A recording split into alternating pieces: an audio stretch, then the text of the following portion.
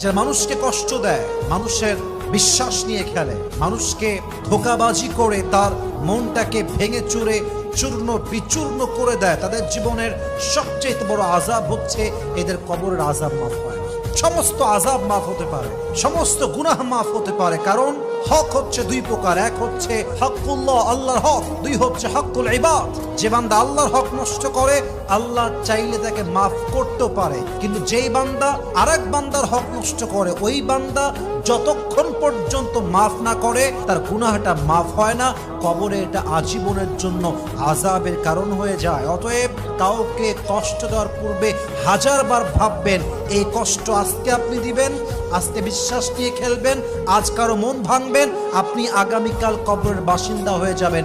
কিন্তু ওই বান্দা যদি আপনার কষ্ট পেয়ে কেঁদে যায়, কষ্ট পেয়ে মন ভেঙে যায়, আপনাকে মাফ না করে, আপনার কবরের সমস্ত আযাব মাফ হয়ে গেল।